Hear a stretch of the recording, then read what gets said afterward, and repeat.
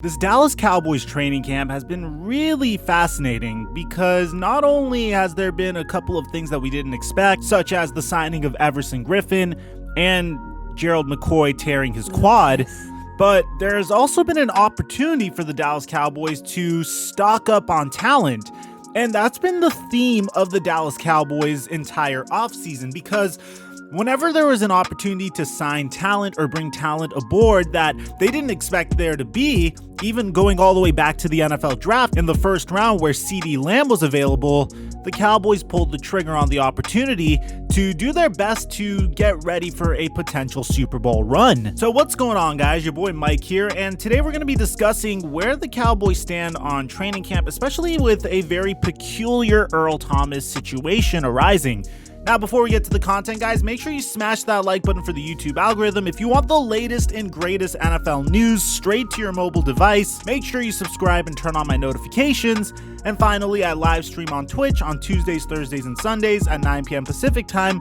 A link to that's in the description down below. Now that we got all of that out of the way, break!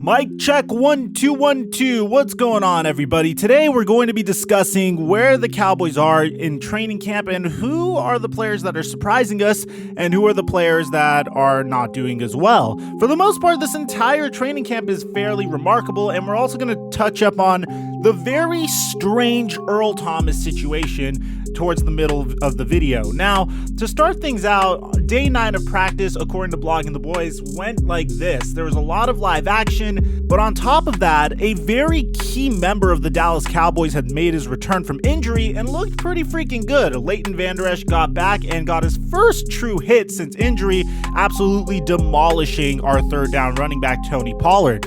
Now, the one thing that I'm paying the most attention to is, according to Kyle Humans, CeeDee Lamb has been absolutely torching the Dallas Cowboys defense throughout this training camp. And honestly, the one question mark going into the season is what we could expect from CeeDee Lamb, because on one hand, we all could agree universally, the Cowboys did not need CeeDee Lamb. It was more of a luxury draft pick, and you rarely see a first round pick being used on luxury picks. Because if you think about it, last year, the Dallas Cowboys had Amari Cooper, who had 1,000 plus yards receiving, Michael Gallup, who also had 1,000 plus yards receiving, and now you add arguably the best overall wide receiver from the NFL draft. Now, this is according to pre-draft grades. You know, once the players enter the NFL, of course, their skills could translate way differently. If you remember correctly, in the 2014 NFL draft, Sammy Watkins was graded as the best overall wide receiver from the draft, so much so that the Buffalo Bills traded up to try to select him. But at the end of the day, we could all agree that Odell Beckham ended up being the best wide receiver out of that draft class. But the reason I'm bringing all this up is because once you have a player like CeeDee Lamb in the fold as your wide receiver 3, realistically speaking, once you put him behind two 1,000 plus yard receivers, how well could you expect Cee Dee to really do in his rookie year? And then also getting Ezekiel Elliott his touches, it's just, there's only so much offense to go around. But the fact of the matter is, CeeDee Lamb has been having multiple touchdown days in each of the past couple of days of training camp, including today. And the highlight of today, according to John Machota, is Dak Prescott was able to hit CeeDee Lamb for a leaping grab in the back left corner of the end zone on a well-defended play by Daryl Worley. Now, the referee called Cee Dee out, but it also looked like he got 2 feet in. And also, we've been watching a lot of highlight tapes of Cee Dee just completely demolish it in training camp so far. It's only a matter of time before he earns that star at the side of the helmet. Now, here's the next thing. It's just because the Cowboys got CeeDee Lamb doesn't mean the other wide receivers aren't showing out. Because on this next tweet from Calvin Watkins, Dak Prescott, who, by the way, is making strides this year, and I expect him to absolutely dominate because he's playing on a franchise tag, and more often than not, if you're a quarterback on the franchise tag, you're pretty much on a prove-it deal. So I'm sure Dak Prescott is going to try to come out and prove why he deserves the $40 million contract that he so covets.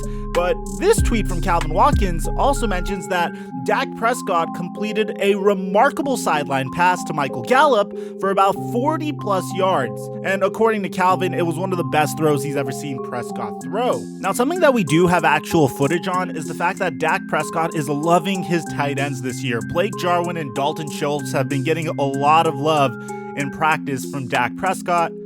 And David Hellman goes in deeper on this, saying that it's very obvious that Dak loves attacking downfield with his tight ends. I saw him go downfield 4 times to 3 different tight ends, one of which was an absolute rope to Blake Jarwin, splitting the safeties in the process. And then he also goes on to comment on CeeDee Lamb's greatness, saying even with the defensive pass interference, it was still an impressive display of ball skills and moving in space by CeeDee Lamb. And speaking of CeeDee Lamb, just assume CeeDee is going to do something awesome. He had another spinning toe touch catch today. Refs ruled him out of bounds, but I'd want to see a replay. Guys, if anyone happens to have footage of this, please tweet it at me. Now, moving on to the defensive side of the ball, Trevon Diggs is definitely making progress in his second week of camp, and he has good practice to go up against. If you're going up against players like Michael Gallup and CeeDee Lamb and Amari Cooper, without a doubt, you're going to have a lot of good receivers to practice your techniques with. According to this tweet, he had a pass breakup on Michael Gallup and was able to break up another would-be touchdown to Noah Brown, although he did have a flag on a specific play after. Calvin Watkins would also comment saying that this was potentially Trevon Diggs' best practice, and he was around the ball a lot today. In the Dallas Cowboys training camp today, the safety position got brought up, and Daryl Worley is apparently taking reps there, as well as taking reps at cornerback, very similarly to what Byron Jones used to do before he departed to Miami. And I think the most interesting part of Dallas Cowboys news for today, Ian Rapoport tweeted out earlier today that the Dallas Cowboys were the early favorite to land Earl Thomas after he got released, but they haven't made an offer yet, and at this point they are not expected to. So where will Earl Thomas go? And ironically, Jerry Jones was actually on the radio very shortly after hearing what Ian Rapoport said. So when Jerry Jones was asked on 105.3 The Fan in Dallas about whether the Cowboys are truly out of the Earl Thomas race, Jerry Jones simply said that Ian Rapoport doesn't know what he's talking about. And Rapoport came back and responded to this by saying, "Gotta love Jerry Jones, who said the same thing.